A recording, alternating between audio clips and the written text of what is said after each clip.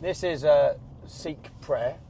About 10 minutes ago I was filming, but because he was smoking... Shut up, you can't say that.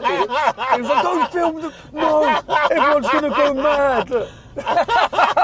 Hey, didn't take that fucking off. No, we're using that. Yeah, we're definitely Fuck off, you cunt. 100% we're using that. Fuck off, you cunt. 100%.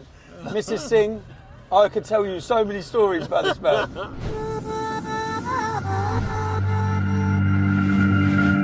Yeah, we're on the way to London. You can't get anywhere, the traffic's a joke, isn't it? But we're on the way to London, and me and Amit, me and Mr. Gurumit Singh have this agreement and deal. And whenever I'm in court, that he drives, travels, picks me up, and pays for food. You're paying today, I'm skinny. So what I do is I eat as much as I can, and I usually do what I do to journalists, which is if journalists say they want to meet for an interview or anything, I'll just Google most expensive restaurant. Even order the biggest things I don't even want when I'm a journalist. I said, you know, I've done Newsnight. I've told you. It's great, man. I've done Newsnight, and they said, I'll come on Newsnight with Jeremy Paxman. It was live showing. I said, okay, fine, you're going to have to pay for my food. And the lady's like, yeah, we'll pay for your food. And there's a meat company, they've got one in Dubai, and the meat company restaurant, which is opposite where the BBC used to be, when it used to be down White City. So I brought 6 lads. So I've gone down and we're drinking, and all the lads are drinking cocktails, and we're all eating big steaks. And then she's come over to pick up the bill. The bird from the BBC's come over to pick up the bill. And she's come in, and I was like, yeah, there's the bill. And we're all sat at the table. She said, we can't pay that. Well, they used to spending people. That's our money. I said, like, well, you ain't got a show then, because I ain't coming on the show unless you pay for food. And she's paid the bill. She was absolutely raging, man. It was about 700 quid. I just rinsed it. But that was what we're going to do today. So I'm going to have a full English. I'm going to get the biggest plate of food.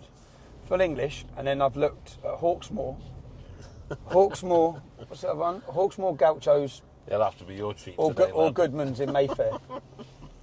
I'm going to get steak and lobster. I don't even like lobster. I'm going to leave it on the side.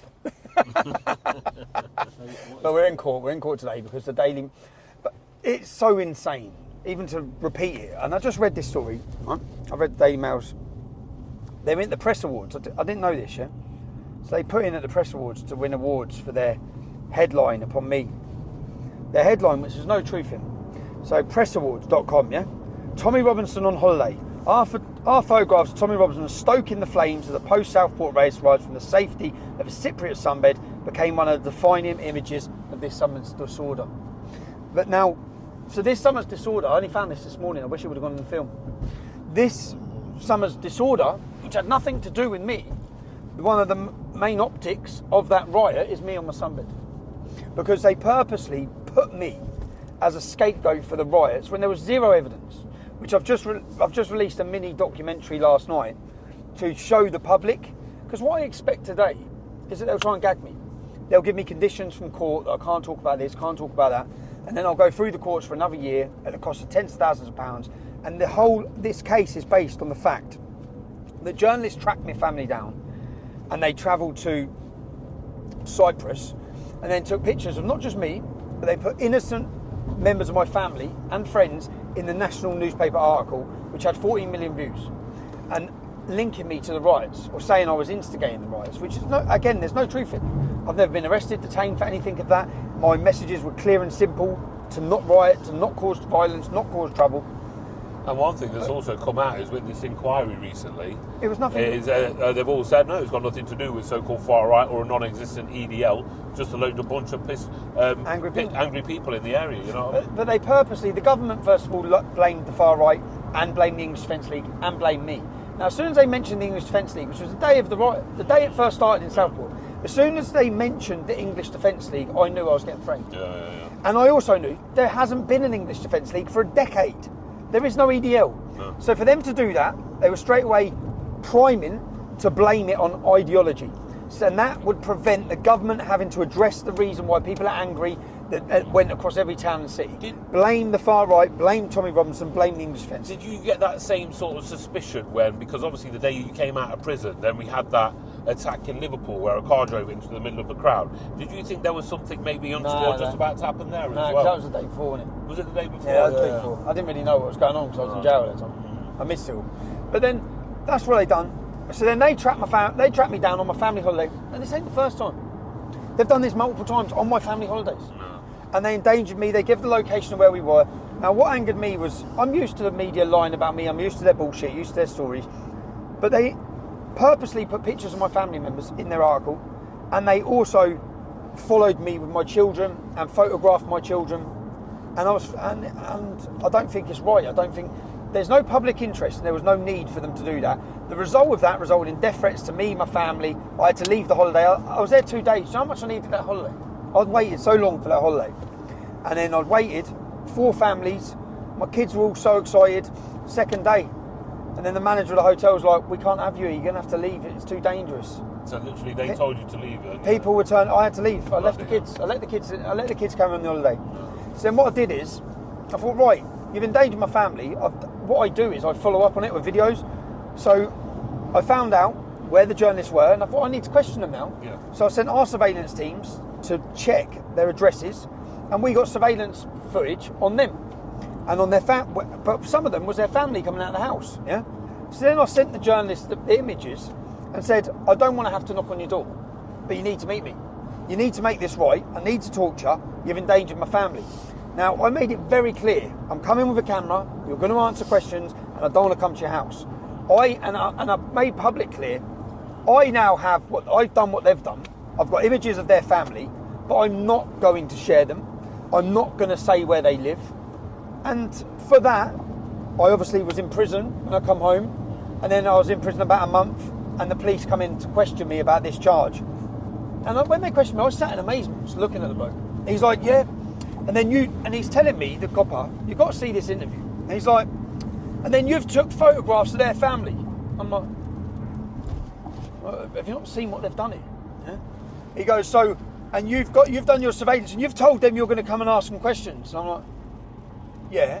But he only had 1 page of the Daily Mail news piece, and he hadn't even looked at the whole article. So as he's interviewing me, he's not aware they've photoed my family.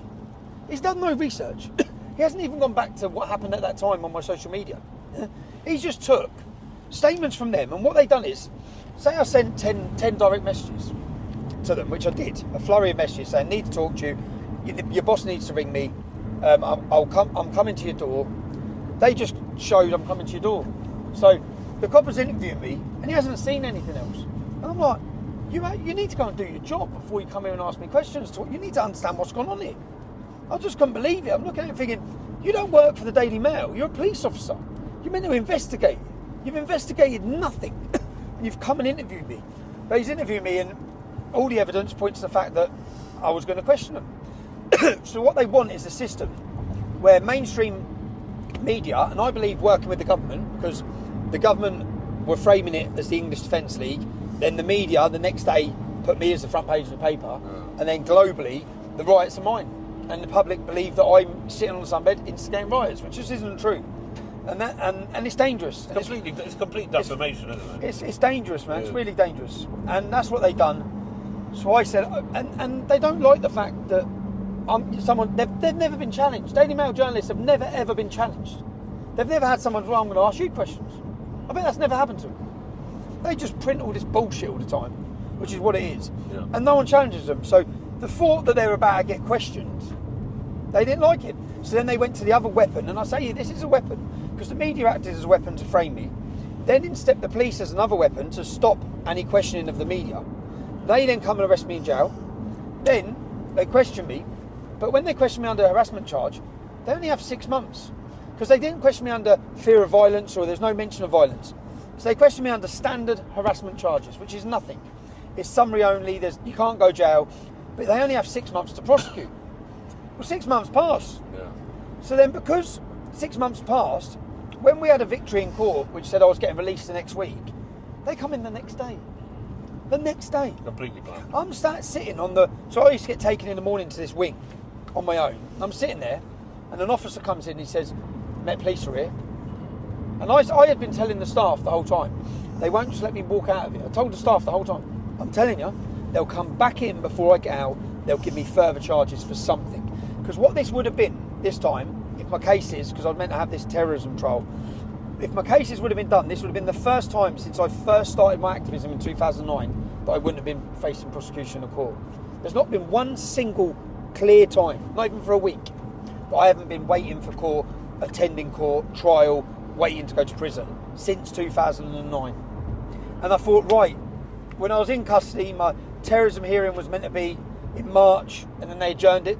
Now, if it would have been in March, the maximum sentence they could have given me would have been carried alongside the sentence. Yeah. So they adjourned it till October, so I thought, so I'm going to get out anyway, and then you're going to try and put me back in prison for Christmas.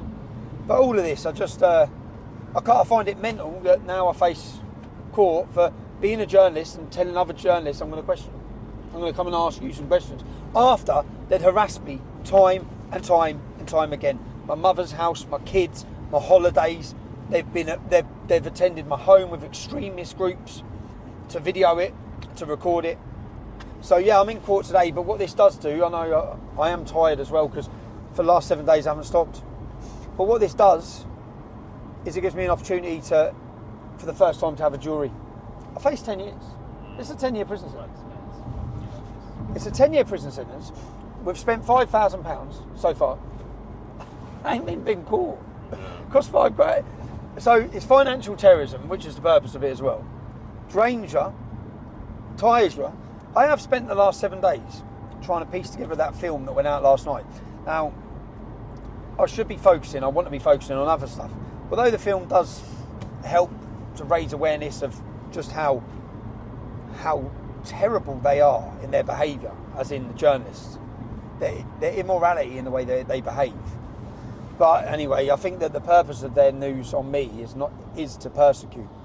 It is all of this. The process is the punishment. Well, it's been their plan. The process is the punishment for me, and the process is the punishment for Gurmit Singh. So don't bring me into it. I've got my own police problems at the moment. I'm going to kill him. I'm going to kill him. So yeah, but that's where we're at. I'm shattered. You can watch the film at my YouTube channel, man. Let me get that up. I'm sort of not used to saying that, am I? What even is my YouTube channel? It's at Tommy Robinson Online. That's my YouTube channel. Just got it back. Now remember, I was deleted, blocked. My videos were totally blocked. And then when I walked out of jail, it was turned back on. There's been a massive shift. It's a ripple that's coming from the United States of America for free speech. I believe that as well. And YouTube seemed to... So the film went out like last night. It's on 11,000 views. But these sort of views, like a video I put out 3 days ago, is on 327,000 views. We were blocked. We're invisible. So, we're back. You may as have in court, but we're able to talk to the public again. So this one's for Keir Starmer. I grew that beard and I wore that just for you, Keir. Just for that photo.